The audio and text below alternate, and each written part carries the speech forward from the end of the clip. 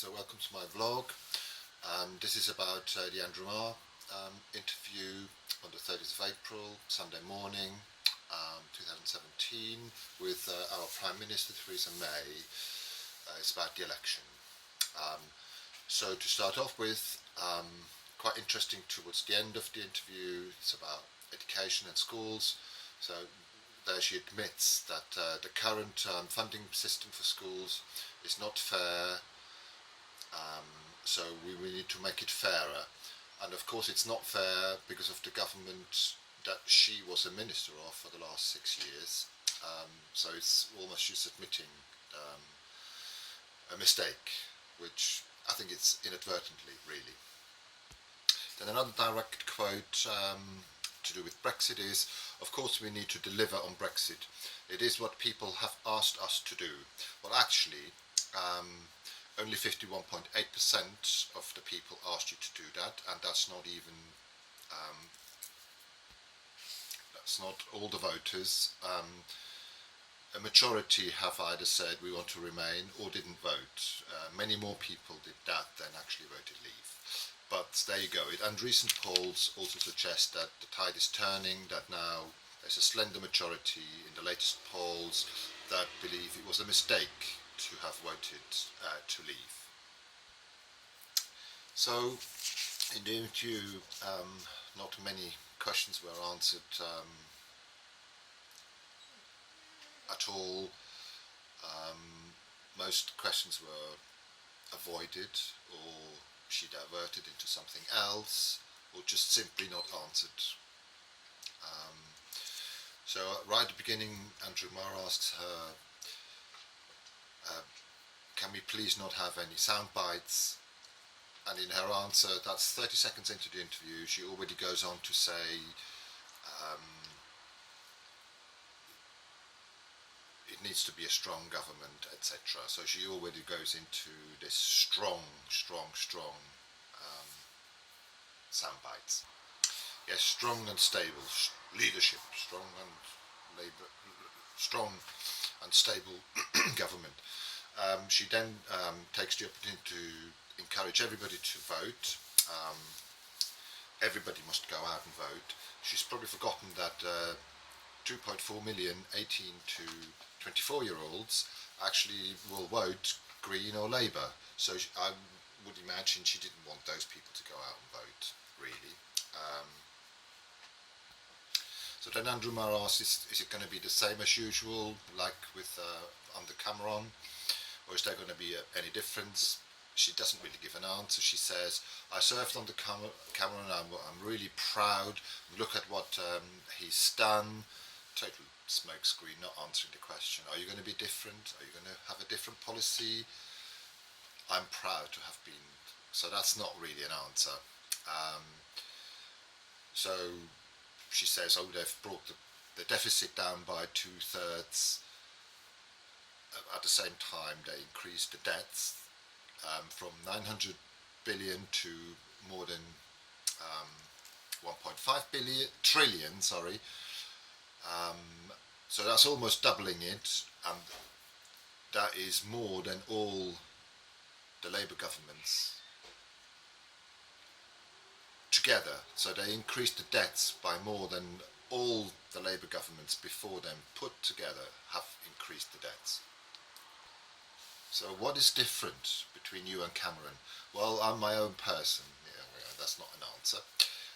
But what is different? What different direction can we look for?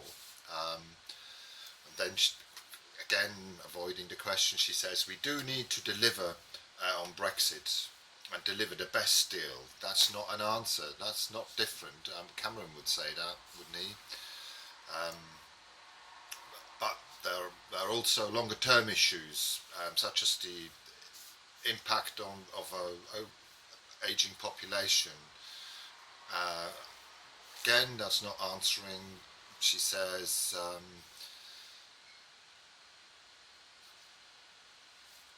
what sort of economy we want, we need to look at. That's not different, that's not answering the question.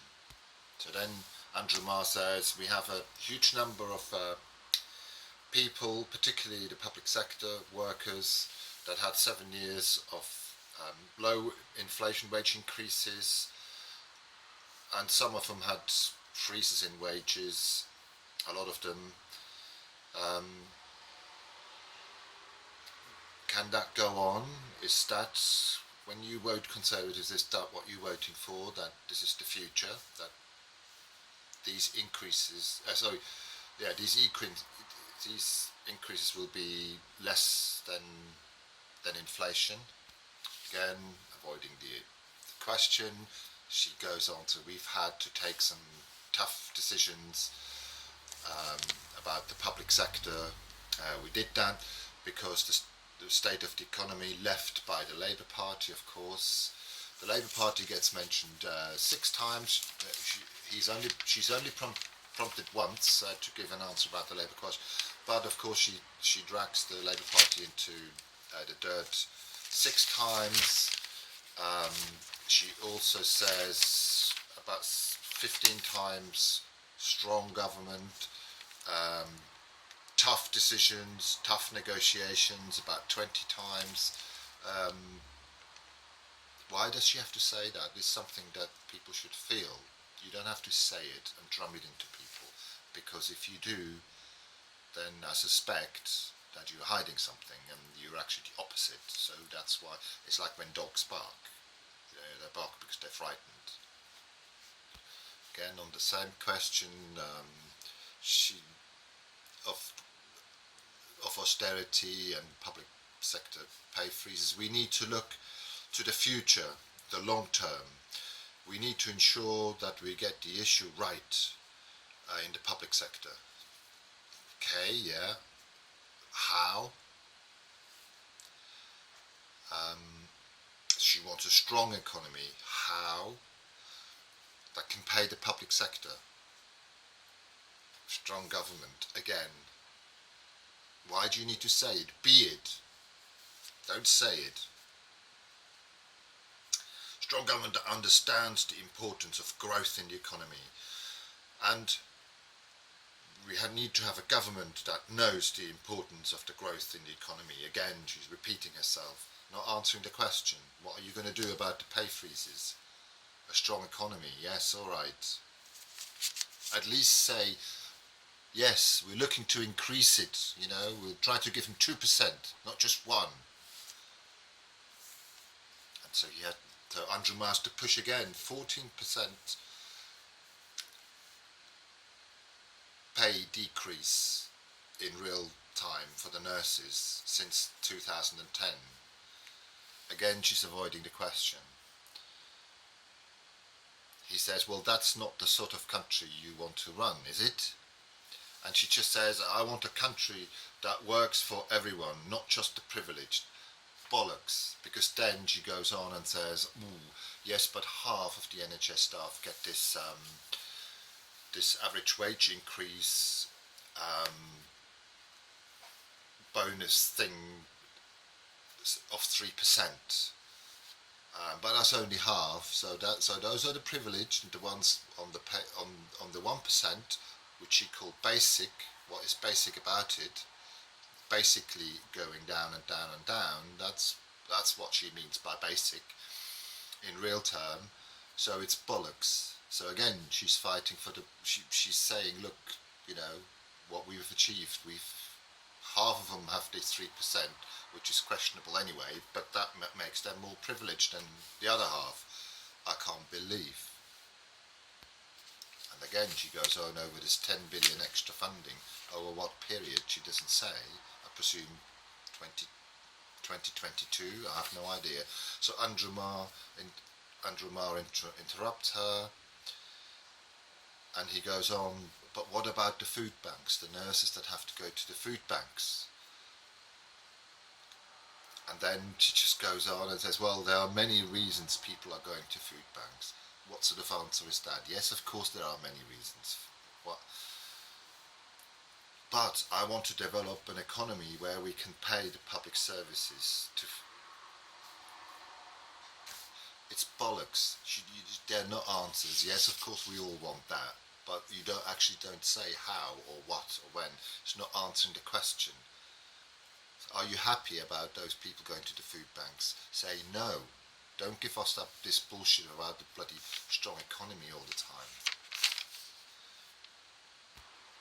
Yeah, strong economy, and so that we can have secure and higher paid jobs.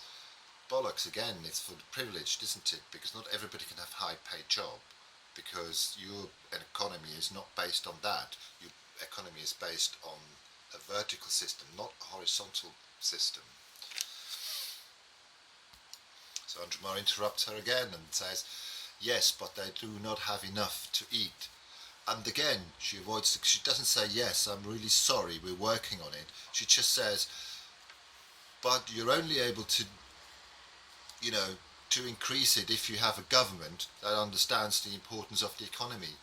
I mean, what the hell? That's not an answer. Just say, admit that you cocked up. And then she goes on again. If you look at the proposal the Labour Party are coming forward with, they are nonsensical proposals.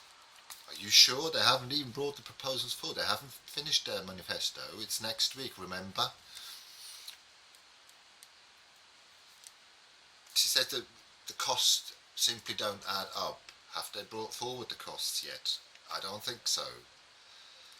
So again, she goes on to say, they save people taxes, Labour will increase the taxes. It's bullshit.